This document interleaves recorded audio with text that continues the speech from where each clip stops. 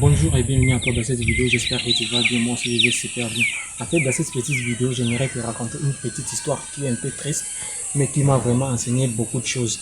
Et c'est quelle histoire en fait? C'est l'histoire d'un papa qui vivait au Japon, et ce papa-là, il avait deux filles, une fille et un garçon.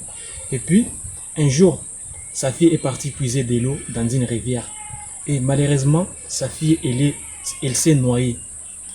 Et après qu'elle s'est noyée, les gens du village, après les enterrements, sont venus chez ce papa-là en disant franchement, on est désolé pour ce qui venait de vous arriver en ces moments vraiment difficiles. C'était votre seule fille qui vous aidait vraiment à tout, qui vous aidait vraiment à tous les travaux ménagers de la maison au champ.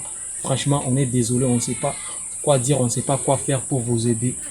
Après, le papa a regardé les gens du village, il les a dit, peut-être c'est Dieu qui m'a donné cette fille et c'est Dieu qui aura quoi faire. Les gens de ce village ont regardé ces papas-là. Ils étaient vraiment étonnés. Ils ne s'attendaient pas à cette réponse. Ils étaient partis. Du coup, le père a continué à travailler dans son champ. Il avait un seul cheval. Et quand il était en train de travailler, le lendemain, son cheval est parti. Franchement, les mêmes soirs-là, encore les gens du village sont revenus chez ces papas-là en disant franchement, c'est triste ce qui est en train de se passer pour vous dans ces derniers temps. Vous venez de perdre votre fille et du coup, vous venez de perdre votre cheval qui vous aidait à faire tous les travaux sur les champs. Franchement, c'est vraiment triste ce que vous êtes en train de vivre en ce moment. Encore, le papa a regardé les gens de ce village, il les a dit, peut-être, c'est Dieu qui m'a donné ce cheval et c'est Dieu qui aura quoi faire pour la suite. Encore, les gens du village, ils étaient vraiment étonnés. Encore, ils sont partis en se disant, franchement, est-ce que ce papa, il est fou? Comment il vient de perdre sa fille, il vient de perdre son cheval, mais il est en train de dire, peut-être c'est Dieu qui m'a fait ça, c'est Dieu, c'est Dieu, c'est Dieu. Franchement, peut-être qu'il est fou. Mais le papa continue à travailler avec il a continué à travailler seul dans son chat.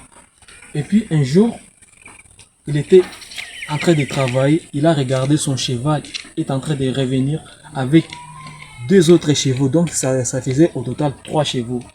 Et puis, les mêmes soirs là, encore les gens de ce village sont revenus en disant vraiment, waouh, vous êtes l'homme le plus magnifique de ce village. Vous venez d'avoir 3 chevaux. Là, je suis sûr et certain que vous allez vous occuper de votre chat et vous aurez vraiment de bons résultats.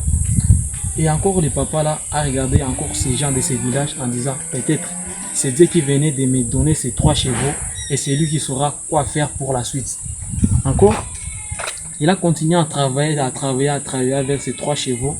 Malheureusement, il était fatigué parce qu'il était dans la 3e âge. Il était fatigué. Et puis, il a confié son travail du champ à son garçon. Son garçon a commencé à travailler. À un certain moment, il était au champ, il était en train de travailler. Un cheval lui a cassé la jambe.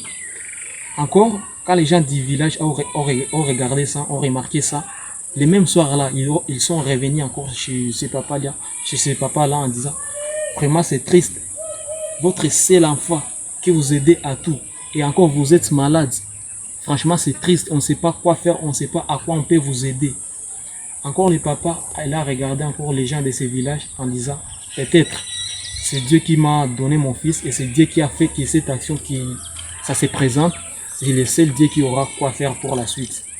Les gens de ces quartiers, ils ont regardé cet papa en disant, franchement, vous êtes fou. Là, vous n'aurez rien.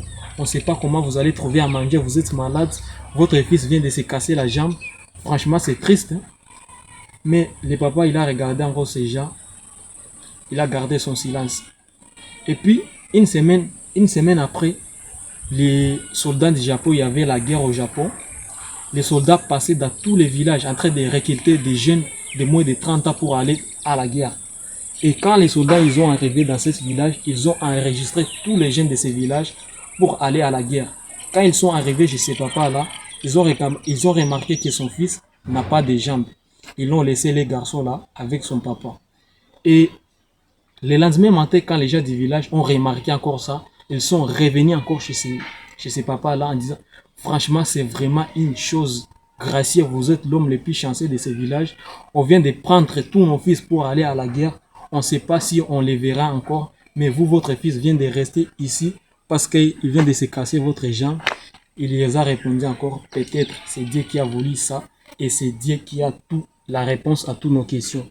Franchement, pour vous dire quoi, c'est quoi les messages dans cette petite vidéo que j'aimerais vous filmer? Pour dire, peu importe les circonstances que vous êtes en train de traverser, il faut mettre Dieu en avant. Parce que si on essaie d'analyser cette petite histoire, ce papa vivait les pires choses de sa vie, mais il avait toujours la foi. Il mettait Dieu en avant dans toutes ces circonstances. Il mettait Dieu en avant. Donc pour dire quoi? Franchement, peut-être que vous aussi, vous êtes en train de passer des moments difficiles. Il ne faut pas oublier de mettre Dieu en avant parce que c'est lui la solution. C'est lui qui est tout, c'est lui qui peut tout faire. Alors, c'est la fin de cette petite